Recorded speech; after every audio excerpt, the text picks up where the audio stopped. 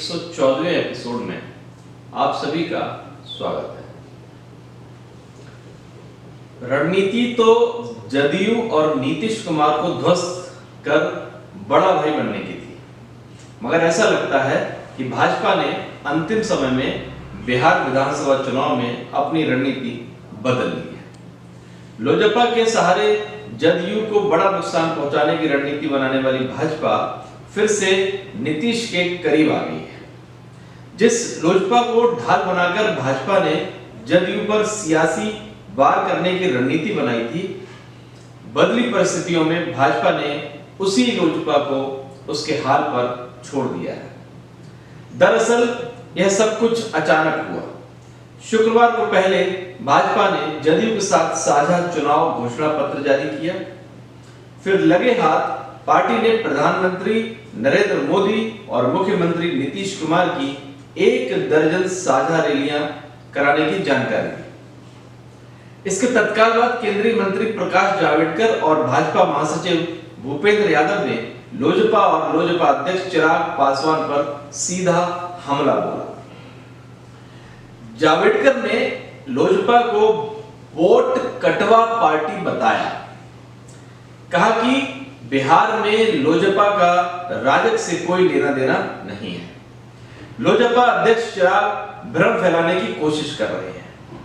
भाजपा का साफ कहना है कि बिहार में गठबंधन के नेता नीतीश है। यह गठबंधन चुनाव में 3/4 बहुमत हासिल करेगा।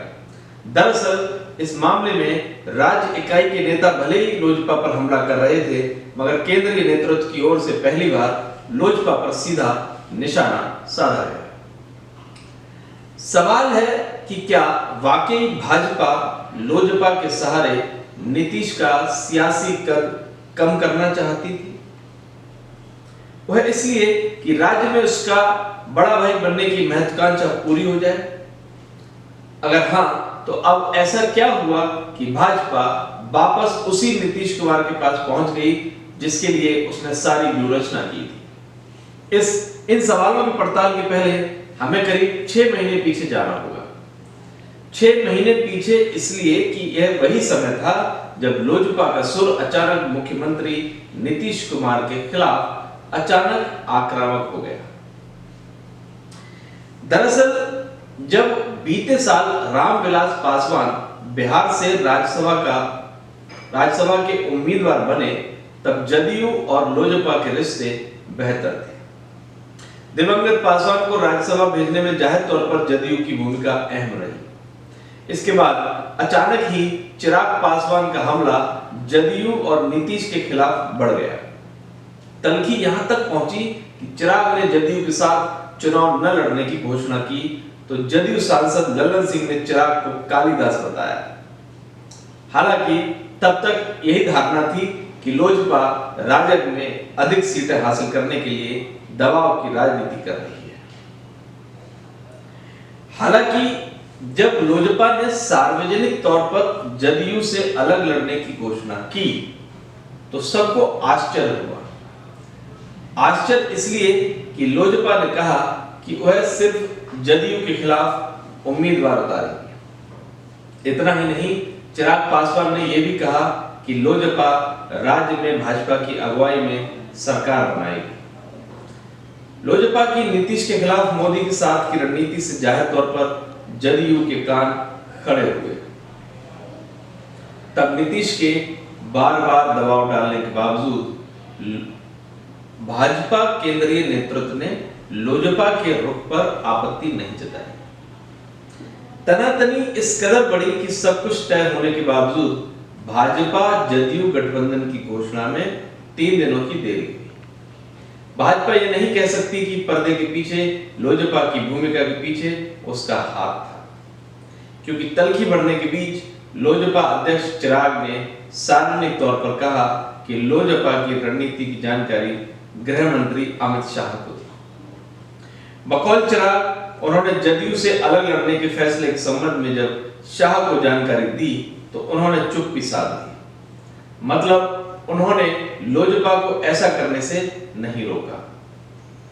अब सवाल है कि आखिरकार भाजपा नीतीश के पास वापस क्यों लौटी, और यह भी कि जदयू के प्रति क्या यह भाजपा की स्थायी रणनीति है।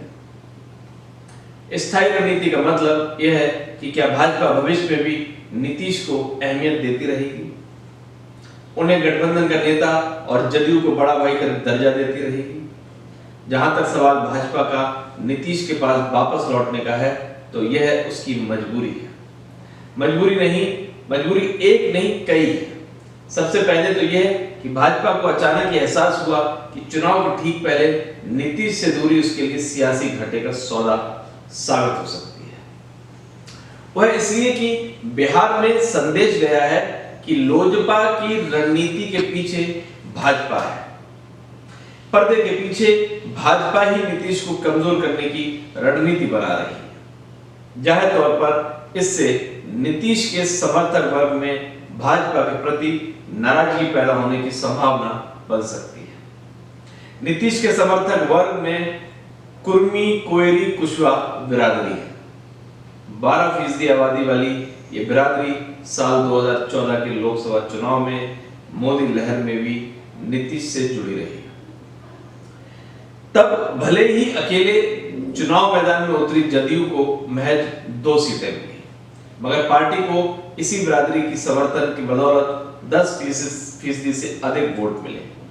ये वही समर्थक बिरादरी है जिसने नीतीश लालू यादव के मिलने के बाद 1 साल बाद हुए विधानसभा चुनाव में भाजपा को करारी शिकस्त दी। ऐसे में अगर ये बिरादरी भाजपा से नाराज हो गई तो उसे लेने के देने पड़ जाएंगे। दूसरा अहम कारण राजग की वर्तमान स्थिति है। देश में राजग के खत्म होने का संदेश जा रहा है। कारण भी साफ है। राजग में लोकसभा में प्रतिनिधित्व रखने वाले अब 3 ही दल जदयू, लोजपा और अपना दल बचे हैं। इनमें लोकसभा के बाद राजग में लोजपा या जदयू में से एक ही रहेगा। केंद्रीय कैबिनेट में सहयोगी दलों के का प्रतिनिधित्व खत्म हो गया है। शिवसेना, अकाली दल के बाद अगर जदयू ने भी राजग से पल्ला झाड़ा तो राजग का सियासी महत्व खत्म हो जाएगा। भाजपा को पता है कि यह समय अपने दम पर अड़े रहने या राजग को खत्म करने का नहीं है। जाहिर तौर पर इस परिस्थिति में भाजपा नीतीश को बहुत हद तक नाराज करने की स्थिति में नहीं थी।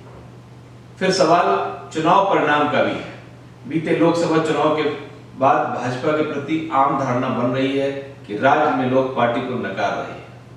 पार्टी ने लोकसभा के बाद महाराष्ट्र और झारखंड की सत्ता गंवा दी है। बैसाखी के सहारे हरियाणा तो बच गया, मगर सारी ताकत झोंकने के बाद पार्टी को दिल्ली में शर्मनाक हार झेलनी पड़ी।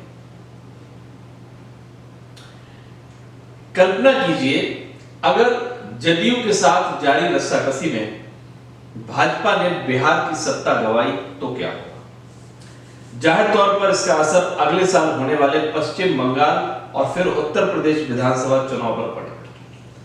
जाहिर तौर पर इस दृष्टि से बिहार भाजपा के लिए करो या मरो का सवाल है, क्योंकि बिहार के परिणाम पर पार्टी का पश्चिम बंगाल और उत्तर प्रदेश में भविष्य टिका है। एक अन्य अहम कारण है भाजपा नीतीश को फिलहाल खुला नहीं छोड़ना चाहती। नीतीश अगर बिहार से मुक्त हुए तो निश्चित रूप से राजग से नाता तोड़कर विपक्षी एकता की मुहिम में जुटेंगे।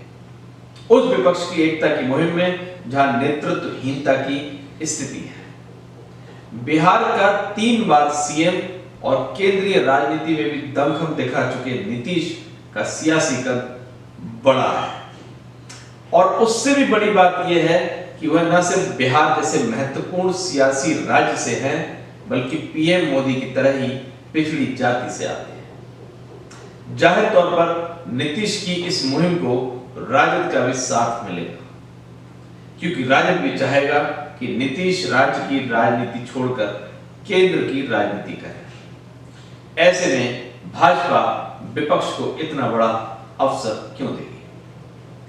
हाँ, मगर सच्चाई यह है कि भाजपा ने राज्य में सियासत की कमान अपने हाथ में रखने की महत्वाकांक्षा का त्याग नहीं किया है।